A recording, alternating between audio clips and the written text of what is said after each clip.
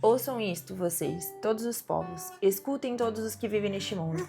Gente do povo, homens importantes, ricos e pobres igualmente. A minha boca falará com sabedoria. A meditação do meu coração trará entendimento. Inclinarei os meus ouvidos a um provérbio. Com a harpa exporei o meu enigma. Porque deverei temer quando viver em dias maus. Quando inimigos traiçoeiros me cercarem, aqueles que confiam em seus bens e se gabam de suas muitas riquezas. Homem algum pode redimir seu irmão ou pagar a Deus o preço de sua vida. Pois o resgate de uma vida não tem preço. Não há pagamento que o livre, para que viva para sempre e não sofra decomposição. Pois todos podem ver que os sábios morrem, como parecem o tolo e o insensato, e para os outros deixam os seus bens. Seus túmulos serão suas moradas para sempre, suas habitações de geração em geração, ainda que tenham dado seus nomes a terras. O homem, mesmo que muito importante, não vive para sempre. É como os animais que perecem. Este é o destino dos que confiam em si mesmo e dos seus seguidores que aprovam o que eles dizem. Como ovelhas estão destinadas à sepultura, e a morte lhes servirá de pastor. Pela manhã os justos triunfarão sobre eles. A aparência deles se desfará na sepultura, longe das suas gloriosas mansões. Mas Deus redimirá a minha vida da sepultura e me levará para si. Não se aborreça quando alguém se enriquece e aumenta o luxo de sua casa, pois nada levará consigo quando morrer. Não descerá com ele o seu esplendor, embora em vida ele se parabenize. Todos o elogiam, pois você está prosperando. Ele se juntará aos seus antepassados, que nunca mais verão a luz. O homem, mesmo que muito importante, não tem entendimento. É como os animais, que perecem. Fala pessoal, sejam bem-vindos a mais um vídeo devocional aqui, Rafa Family, Oi. o canal da nossa família para abençoar a sua família. Eu sou o Ti. Eu sou a Rafa. Aqui está o Arthur, né? Oi. Estamos refletindo nesse livro Salmo Terapia, um livro que nos ensina a transformar a nossa dor, né, as nossas emoções em uma adoração, em uma oração. E hoje é o Salmos 49. Isso. Fala sobre? Um salmo para a dor da morte. Forte, hein? Então, se você é novo ou nova, se inscreve, bora pro vídeo, já deixa o seu like. E se você sentir, não deixe de comentar. Vamos lá. Ao contrário do que nos parece, há muita sabedoria em refletir sobre a morte. Em Eclesiastes 7, lemos que é melhor estar na casa do luto do que na casa da festa. Apesar de tentarmos constantemente fugir do assunto, o salmista nos ensina a não ter medo de olhar para a morte. 3 assuntos são marcantes nesse salmo e devem marcar o nosso coração: a brevidade da vida, a instabilidade das riquezas e a inevitabilidade da morte. A ênfase dos primeiros versos está em mostrar que todos igualmente, dos pobres aos nobres, dos grosseiros aos de fina estirpe, os que vivem em prisões e os que habitam nos palácios, sem distinção ou preferência, todos nós enfrentaremos a temida morte. Ela é o sinal de igualdade na complexa equação da vida. A vida deste lado da eternidade é extremamente breve. Logo, não temos tempo a perder. Também não haverá tempo para tudo o que queremos. Inclusive, se formos olhar de forma sensata, não temos nem tempo para não gostar de alguns dias ou épocas. Nem deveríamos perder o pouco tempo que temos com murmurações. Não podemos dormir na direção da nossa vida, ela é muito rápida. Por isso, se permite um conselho: assuma hoje a responsabilidade de viver a sua vida. Não a terceirize, não viva no piloto automático. Como o salmista nos ensina, nem todo o dinheiro do mundo compra um dia de vida. Ela é um presente caro demais para ser jogado fora. Não permita que nada te roube da sua própria vida. Como o apóstolo Paulo escreve aos Efésios: desperta tu que dormes. Oro para que nós acordemos do sono da negligência para com a nossa própria vida. Acordemos para o hoje. Afinal, a vida é tão curta que não dá mais tempo de viver o ontem, nem chegou o tempo de viver o amanhã. A vida só é feita de hojes. O único dia que importa e sempre será o hoje. Dessa forma, liberte-se agora das prisões do ontem e do amanhã. Seja livre hoje. Sinta a sua vida hoje, pois uma vida sem sentir é uma vida sem sentido. Ao contrário do que parece, você não vai conseguir dar conta de tudo mesmo, mas obrigatoriamente precisa dar conta de viver bem a própria vida. Uma segunda constatação do Salmo é que não importa quando tenhamos, nunca teremos o suficiente. As riquezas são além de instáveis,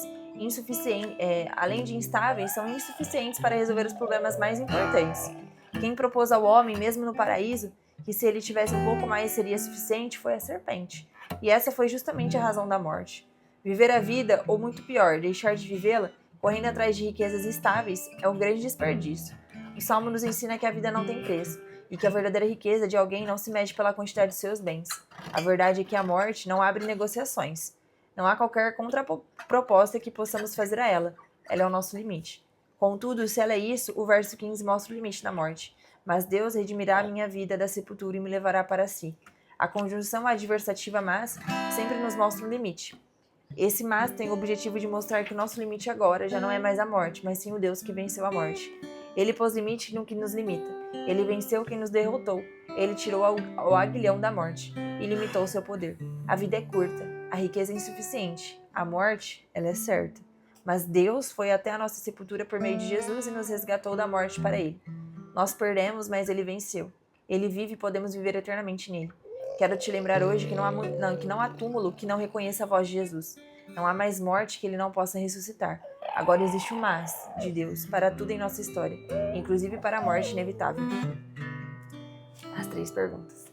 Você costuma pensar na morte? Apesar de parecer estranho, supondo que você soubesse o dia da sua morte, escreva uma carta para si mesmo. Nossa. Existe alguma área da sua vida que você sente que morreu e precisa de ressurreição? Anote aqui qual é ela. O que você pode fazer para aproveitar melhor a vida que tem? Inscreva decisões práticas de quem assumiu a responsabilidade por viver a própria vida sem terceirizá-la. Eu acho que aquele ditado, né? A nossa única certeza é a morte. E eu acho que o que mexeu muito comigo é aqui, ó. Não sente. Não a terceirize, não viva no piloto automático. Como o salmista nos ensina, nem todo o dinheiro do mundo compra um dia de vida. Ela é um presente caro demais para ser jogado fora. Não permita que nada te roube da sua própria vida. Acho que isso aqui me marcou muito. Não permita que nada te roube da sua própria vida. E falando das perguntas, particularmente eu acho que eu não gosto de falar de morte. Você pensar que um dia você não vai acordar mais, que as pessoas que estão aqui, eu sei, nós iremos para um lugar muito melhor, mas você pensa nas coisas daqui, né? E você escreveu uma carta pra você sabendo o dia que você vai morrer, forte, Vixe. muito forte. Tem até uma série, ela não é cristã, mas a do Voo 828. Não é cristã, mas... Tem muitas referências, né, ao fim do mundo. E ela fala, querendo ou não, ela retrata que eles ficaram tanto tempo desaparecidos. E aí Chama manifesto. Isso. Quando dá o tempo do desaparecimento, é porque é o dia da sua morte. Foi isso que a série mostra. Então imagina, nessa série eles puderam viver um pouquinho isso, né? Tipo, de viver o dia da morte. E, enfim. Eu tô reflexiva na primeira pergunta. Quem não sente, a vida não faz sentido. Achei muito forte também. Essa aqui não. Uma vida sem sentido é uma vida sem sentido.